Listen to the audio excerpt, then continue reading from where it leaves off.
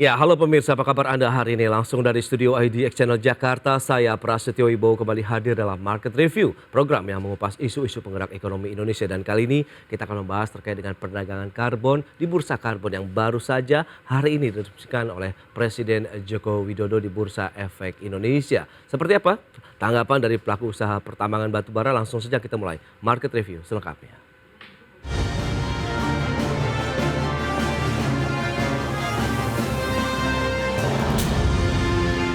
Ya, pemirsa, Bursa Efek Indonesia hari ini resmi meluncurkan Bursa Karbon Indonesia atau IGX Karbon. Bursa karbon akan menjadi pusat perdagangan karbon di Indonesia yang diharapkan bisa mengurangi emisi gas rumah kaca. Selasa 26 September 2023, Bursa Efek Indonesia resmi meluncurkan Bursa Karbon Indonesia atau IDX Karbon.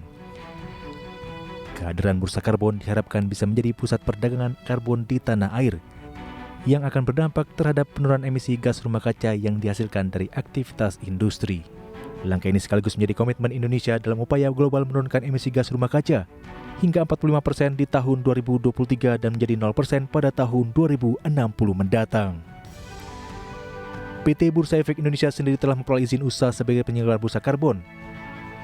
Berdasarkan surat keputusan Dewan Komisioner Otoritas Jasa Keuangan nomor 77 tahun 2023 tanggal 18 September 2023 tentang pemberian izin usaha sebagai penyelenggara bursa karbon kepada PT Bursa Efek Indonesia. Direktur Utama PT Bursa Efek Indonesia, Iman Rahman, beberapa waktu lalu mengatakan, nantinya akan terdapat 4 pasar di dalam perdagangan bursa karbon.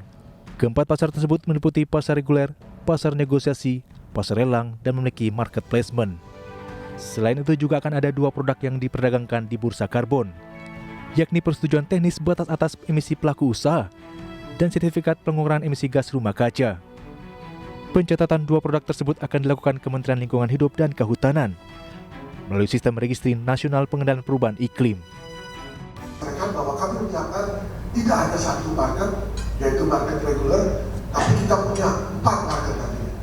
Yang pertama ada tadi pasar reguler, kedua pasar negosiasi seperti saham, ketiga pasar auction atau lelang, yang keempat justru kita juga punya market placement. Sementara itu, Otoritas Jasa Keuangan sebelumnya telah menerbitkan peraturan teknis atas Peraturan Otoritas Jasa Keuangan nomor 14 tahun 2023 tentang perdagangan karbon melalui bursa karbon dan Surat Edaran Otoritas Jasa Keuangan nomor 12 tahun 2023 tentang tata cara penyelenggaraan perdagangan karbon melalui bursa karbon. Keduanya merupakan bagian dari upaya OJK mendukung pemerintah dalam melaksanakan program pengendalian perubahan iklim melalui pengurangan emisi gas rumah kaca. Dari Jakarta, Riki Anwar di IDX Channel.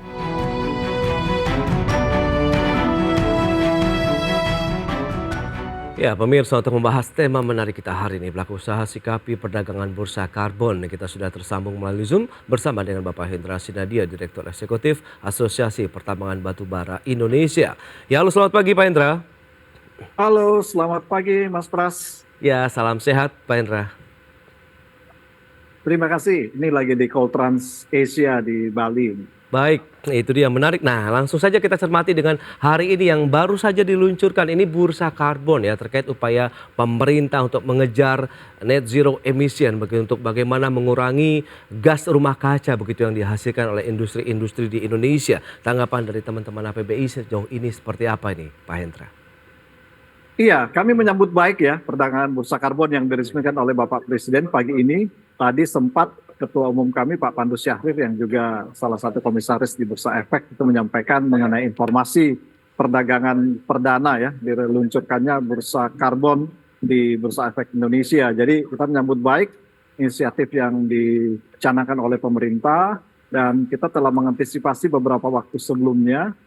Pertama pemerintah mengeluarkan pajak karbon, kemudian nilai ekonomi karbon, perpresnya, dan juga diikuti oleh peraturan dari OJK sehingga diluncurkan hari ini. Jadi ini memang sudah merupakan satu hal yang positif yang kita sambut baik, dan tentu saja sebelum ini dilakukan juga perusahaan-perusahaan telah melakukan penjajakan ya sebagai bagaimana perusahaan pertambangan batubara yang dikenal sebagai kontributor energi terbesar yang juga merupakan penghasil emisi yang signifikan. Nah, bagaimana kita sama-sama berupaya untuk mengurangi emisi gas rumah kaca, dan perdagangan karbon merupakan salah satu instrumen yang positif yang kita support. Baik.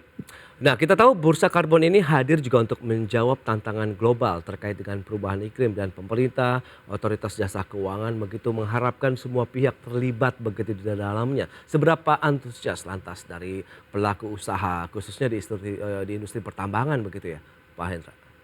Iya, mungkin karena hal yang baru dan juga waktunya mungkin agak mepet ya kalau kita melihat ya, dari POJK-nya sampai aturan-aturan teknis pelaksananya yang mungkin terlalu sempit, sehingga masih dirasakan sosialisasi masih belum meluas seperti itu. Tapi bagi beberapa perusahaan-perusahaan besar yang memang berkomitmen untuk melakukan transisi, atau paling tidak perusahaan-perusahaan yang punya visi jangka panjang ya, punya cadangan jangka panjang, dan juga sudah melakukan transformasi energi, dan itu mereka memang sudah sejak awal mengantisipasi perdagangan karbon. Jadi mereka sedang mempelajari, menjajaki bagaimana benefit dari perdagangan karbon ini. Tapi memang secara meluas ya, kalau kita berbicara mengenai populasi industri pertambangan, ada ribuan pemegang izin pertambangan batu bara, ya tentu saja mungkin hanya sebagian perusahaan saja, apalagi yang mungkin yang listing ya,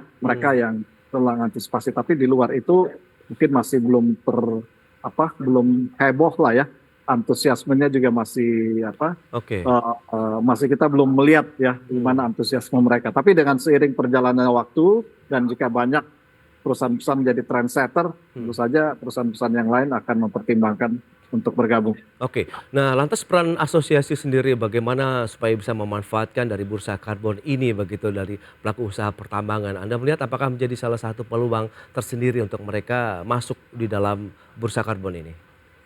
Iya, tentu saja peran asosiasi melakukan advokasi ya. Kita juga PBI sebagai mitra pemerintah tentu saja melakukan advokasi kepada anggota, dan terkait dengan perdagangan karbon itu 2 tahun sebelumnya waktu pemerintah sudah mulai menggagas penerapan pajak karbon melalui Undang-Undang Harmonisasi Perpajakan, kita sudah mulai mengundang beberapa expert waktu itu ya, 2-3 tahun yang lalu untuk kita mempelajari bagaimana sih peluang yang kita bisa manfaatkan dari instrumen tersebut. Dan juga di Caltrans Asia di Bali yang akan berakhir hari ini, di hari pertama juga ada beberapa sesi yang kita mengundang beberapa expert dari luar negeri ya untuk berbicara mengenai carbon emission trading system di beberapa negara. Jadi sosialisasi kita telah lakukan, dan tapi mungkin terkesan sangat terbatas ya. Yang kita berbicara sekarang dalam skala global ya, maksudnya di perusahaan-perusahaan di daerah yang jumlahnya ratusan juga, ini yang mungkin masih dirasa minim sosialisasinya. Oke, langkah apa yang mungkin perlu diharapkan dan diminta juga ini dari pelaku usaha pertambangan terkait dengan lagi-lagi bicara mengenai literasi, sosialisasi terkait dengan bursa karbon, sehingga akan banyak yang terinformasi dengan jelas begitu ya, dengan terkait juga dengan mekanisme bagaimana bertransaksi juga di bursa karbon, dan mungkin jadi salah satu peserta juga di dalamnya. Iya, saya kira kita lebih bagus mungkin bekerja sama, kolaborasi ya. Kita menunggu inisiatif dari OJK sebagai badan pengawas tahun ini, dan tentu saja Bursa Efek Indonesia sebagai penyelenggara bursa karbon. Kita harapkan ya untuk lebih menggiatkan sosialisasi, bekerja sama dengan asosiasi dalam hal ini ya, dan tentu saja setelah itu kami akan berperan lebih aktif untuk turut mengkomunikasikan kepada anggota kami, baik melalui kegiatan-kegiatan khusus, workshop, ataupun juga kegiatan lain. Dan juga kita akan ke depan APBI akan melaksanakan serangkaian event internal ya, dengan mengundang berbagai pakar, termasuk juga dari aspek perpajakannya seperti apa, kemudian juga ESG-nya, kemudian aspek bagaimana pengusaha-pengusaha itu bisa mengurangi karbon atau pemanfaatan hutan, reklamasi, dan lain-lain. Ini kita sudah sedang dan akan menyusun nanti program internal kami ke depannya. Tapi tentu saja ini hanya terbatas ke anggota kami, sehingga memang peran yang lebih aktif dari pemerintah ya sebagai regulator ini kita harapkan, dan pasti kami dari asosiasi akan berkontribusi atau support. Ya, dan kita tahu perusahaan yang menghasilkan emisi karbon dalam jumlah tinggi ini kan cukup banyak, terutama yang menggunakan bahan bakar fosil begitu ya di Indonesia. Lantas apakah peluangnya ini akan banyak dimanfaatkan akhirnya bursa karbon ini, bagaimana mereka juga bisa, ya di situ kan kita tahu ada perdagangan karbon yang bisa mengeliminir juga produk-produk CO2 atau gas rumah kaca yang dihasilkan oleh industri di Indonesia, Pak Hendra. Iya, memang secara umum juga ini perlu edukasi ya, advokasi ke pelaku usaha juga, bukan hanya ke masyarakat ya, tentang Ya. bagaimana kita upaya bersama-sama mengurangi emisi gas rumah kaca. Karena ini bukan hanya tanggung jawab atau yang diharapkan dari industri penghasil energi ya, energi provider Ya. dalam hal ini batubara, tapi kan ini seluruh sektor ya, bukan hanya sektor batubara, tapi juga perkebunan, pertanian, transportasi umumnya dan lain-lain. Nah, khusus untuk sektor batubara, advokasi ini penting, edukasi Oke. bagaimana yang pertama perusahaan itu memaksimalkan upaya mengurangi emisi gas rumah kaca. Nah, itu tentu saja yang advokasi ini kita udah lakukan secara rutin ya. Ya. Dalam kegiatan penambangan perusahaan itu harus katakan dalam ini menggunakan, kita udah menggunakan biodiesel ya, biofuel yang sekarang udah B35, itu kan juga mengurangi emisi, kemudian juga melakukan efisiensi dalam kegiatan penambangannya, menggunakan otomatisasi juga agar pergerakan vessel juga bisa lebih ditekan, dan Oke. itu akan mengurangi emisi, juga melakukan pelaksanaan reklamasi yang tepat, dan banyak hal praktis di lapangan yang menjadi fokus. Nah, Oke. dalam hal ini perlu ada pemantauan bagaimana pengusaha itu bisa memaksimalkan mengurangi emisi. Nah, bursa karbon adalah salah satu instrumen ya untuk mempercepat ya upaya perusahaan untuk mengurangi emisi. Di satu sisi Oke. pengurangan emisi dalam kegiatan operasional ya, di segala lini rantai pasok dari perusahaan, dari eksplorasi hingga pengapalan ya, itu harus ada indikator-indikatornya. Dan di sisi lain tentu saja ada bursa karbon. Nah, ini yang edukasi ke pelaku Baik. usaha secara meluas ini sangat penting. Strategi apa saja yang mungkin harus diterapkan begitu untuk bisa merealisasikan beragam upaya tadi sudah dilakukan oleh teman-teman dari pelaku industri pertambangan. Kita bahas nanti di segmen berikutnya, Pak Hendra. Kita akan jeda dulu sebentar. Dan pemirsa, pastikan Anda masih bersama kami.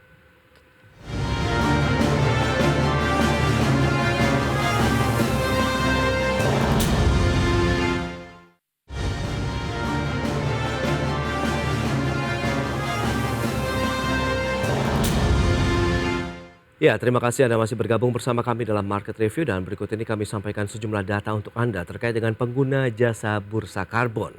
Ya, siapa saja? Data selengkapnya bisa Anda saksikan di layar televisi Anda. Yang pertama ada pelaku usaha pedagang emisi, kemudian pelaku usaha non pedagang emisi, pemilik proyek, dan pihak lain yang telah mendapatkan persetujuan dari Otoritas Jasa Keuangan. Ini berdasarkan peraturan pengguna jasa bursa karbon begitu. Dan selanjutnya, syarat calon pengguna jasa bursa karbon itu apa saja? Ya, kita lihat yang pertama, memiliki petugas yang bertanggung jawab atas penggunaan sarana yang disediakan oleh PBK. PBK ini adalah penyelenggara bursa karbon.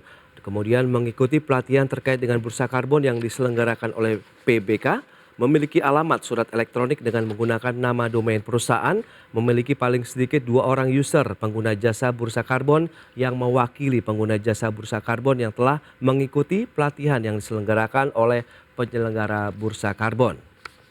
Berikutnya, membayar biaya pendaftaran sebagai pengguna jasa bursa karbon, memiliki rekening di bank yang terhubung dengan sistem BIFAS dan BIRTGS, kemudian memiliki laporan keuangan tahunan paling sedikit 1 tahun buku terakhir. Dan berikutnya kita lihat syarat calon pengguna jasa bursa karbon untuk Badan Hukum Indonesia. Pertama, memiliki anggaran dasar perseroan yang telah disahkan, diberitahukan atau disetujui oleh pihak yang berwenang. Kedua, memiliki nomor pokok wajib pajak atau NPWP dan nomor induk berusaha NIB. Sementara untuk badan hukum asing atau pihak asing, selain 2 hal utama tadi yang dimiliki oleh Badan Hukum Indonesia, syarat-syaratnya ditambah lagi untuk pihak asing adalah penambahan nomor identitas Legal Entity Identifier yang terdaftar di Regulatory Oversight Committee atau ROC. Dan kita lihat ketentuan umum ya, maksud saya dari peraturan perdagangan unit karbon melalui PBK. penyelenggara bursa karbon. Untuk unit karbon ini adalah persetujuan teknis batas atas emisi bagi pelaku usaha atau PT BAEPU. Ini yang masuk dalam kategori unit karbonnya. Kemudian kedua, sertifikat pengurangan emisi gas rumah kaca atau SPE GRK. Sementara untuk satuan volume perdagangan, ini kelipatan 1 lot atau 1 ton karbon dioksida ekuivalen. Jadi ini dia ketentuan umum dari peraturan perdagangan unit karbonnya ya dalam bursa karbon melalui PBK. Baik, kita akan lanjutkan kembali perbincangan bersama dengan Bapak Hendra Sinadia, Direktur Eksekutif Asosiasi Pertambangan Batubara Indonesia. Baik, kita akan lanjutkan kembali. Pak Hendra, kalau kita lihat dengan beberapa persyaratan yang tadi sudah disampaikan, nampaknya tadi seperti yang Anda katakan paralel seharusnya tetap dilakukan sosialisasi, edukasi dan literasi ya kepada pelaku usaha di bidang pertambangan sendiri, sehingga beberapa syarat-syarat bagaimana menggunakan jasa karbon ini, kemudian bagaimana kita melakukan transaksi di bursa karbon ini bisa lebih firm lagi diterima begitu Pak Hendra. Iya, tentu saja ini sangat penting, tapi kami memahami memang ya situasi yang berkembang kemarin, penunjukan Bursa Efek sebagai penyelenggara karbon dan penerbitan POJK serta perangkat-perangkat hukum regulasi lainnya juga agak mepet ya. Jadi mungkin karena faktor itu juga sehingga sosialisasi masih terkesan minim dilakukan. Namun terlepas dari itu, yang saya sampaikan di awal, bagi beberapa perusahaan hal ini udah merupakan bukan hal yang baru. Mereka telah menjajaki beberapa waktu sebelumnya melakukan riset atau juga mungkin udah ada yang beberapa yang telah ikut di peluncuran awal ini ya sebagai pengguna jasa, sehingga saya kira dalam berjalannya waktu bursa karbon ini akan lebih menarik lagi, akan lebih banyak pengguna jasa yang terlibat seiring dengan sosialisasi yang akan meningkat ke depannya. Baik, lantas jauh mana juga nih pelaku industri pertambangan batubara dalam mendukung bagaimana upaya pemerintah untuk mengurangi emisi karbon ataupun gas rumah kaca ini? Iya, industri pertambangan batubara adalah industri yang bisa dikatakan yang terdepan ya, front line dari upaya pemerintah untuk membantu pemerintah untuk mengurangi emisi gas rumah kaca untuk menuju target net zero emission di 2060. Nah, yang tentu paling prioritas yang tadi disampaikan sebelumnya adalah bagaimana kita di semua lini usaha, value chain kita berupaya semaksimal mungkin mengurangi emisi gas rumah kaca. Ada beberapa hal. Yang paling penting, yang paling utama dari berbagai tahapan itu adalah percepatan upaya reklamasi dan lahan bekas tambang ya, karena perusahaan pertambangan itu wajib untuk melakukan reklamasi dan rehabilitasi. Dan menurut pemerintah, apa yang telah dilakukan di sektor pertambangan mineral dan batubara ini cukup progresif ya, target capaian reklamasi dan rehabilitasi lahan. Nah, kegiatan ini merupakan kegiatan backbone dari upaya kita mengurangi emisi, karena semakin cepat kita melakukan reklamasi, semakin besar pula emisi yang bisa dikurangi.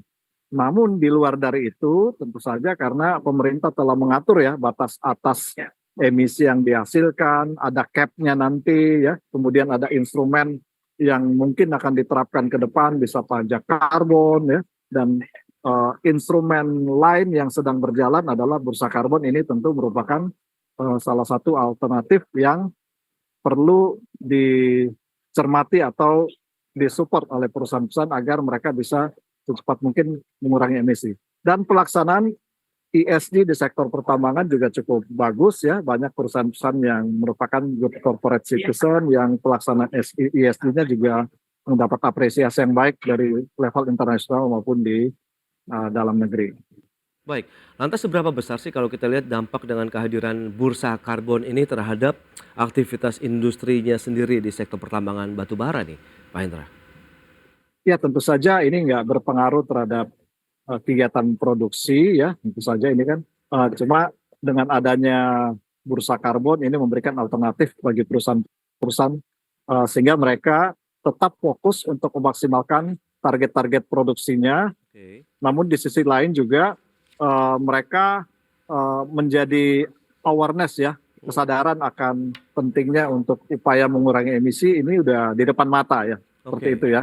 Karena mungkin selama ini masih hal yang kita melihat masih di awang-awang gitu kan, tapi dengan adanya instrumen ini, apalagi pajak karbon udah diterapkan sebelumnya meskipun masih tertunda, itu kan ini membangkitkan, men-trigger ya kesadaran bahwa wah ini kita harus bertindak ya untuk mengurangi emisi, dan bursa karbon merupakan salah satu alternatif yang paling cepat ya, yang maksudnya kita bisa melakukan. Tapi sisi lain yang paling penting masih saya harus perlu ulangi lagi adalah pelaksanaan good mining practices, ketaatan terhadap aturan-aturan lingkungan, itu yang juga sudah diatur batas ambang emisinya oleh Kementerian Lingkungan Hidup dan Kehutanan, itu juga tetap harus menjadi prioritas. Jadi ini melengkapi ya, jadi bisa saya katakan bursa karbon yang baru diluncurkan hari ini suatu yang positif dan melengkapi ya instrumen-instrumen pengurangan emisi yang diatur oleh pemerintah sebelumnya. Baik, apakah nanti juga perusahaan-perusahaan yang akan menjadi salah satu pengguna jasa karbon ini akan ada divisi baru lagi? Mengingatkan di situ ada salah satu perwakilan yang akan mengikuti pelatihan juga nih yang diselenggarakan oleh penyelenggara bursa karbon, begitu Pak Hendra. Nah ini menarik sih ya, saya kira juga nanti seiring dengan berkembangnya waktu bisa saja nanti ada divisi khusus yang menangani hal-hal yang terkait dengan pengurangan emisi ya, emission reduction, atau mungkin masuk dalam bagian sustainability, atau masing-masing nomenklaturnya bisa berbeda di antara perusahaan. Tapi intinya benar kemungkinan atau sudah ada beberapa perusahaan sih yang telah membentuk ya unit sustainability, namun nanti akan diperluas mungkin ya, scope of work-nya nanti untuk melakukan kajian mengenai perdagangan karbon ya, sehingga mereka juga divisi ini atau tim khusus ini akan melakukan upaya-upaya yang lebih progresif untuk mempelajari atau melakukan riset mengenai potensi karbon ya, hutan-hutan yang mungkin nanti bisa dijadikan peluang untuk dilakukan kerjasama. Dan saya kira banyak lembaga-lembaga yang sudah ada, beberapa lembaga yang kredibel untuk perdagangan karbon, bursa karbon di tanah air. Saya kira ini pembicaraan awal saya kira sudah mulai dilakukan beberapa perusahaan sebelumnya melakukan penjagaan. Namun untuk membuat perusahaan lebih fokus untuk memaksimalkan, mempercepat upaya pengurangan emisi, sebaiknya mungkin ada satu divisi atau bagian dalam perusahaan yang fokus ya untuk aktivitas ini. Baik, lantas tantangan apa saja sih yang dihadapi oleh pelaku industri pertambangan batu bara begitu dalam mewujudkan transisi energi hijau sendiri, Pak Hendra? Tahan lagi jawabannya, kita bahas nanti di segmen berikutnya, kita akan jeda sebentar. Dan pemirsa, kami masih akan segera kembali usai jeda berikut ini.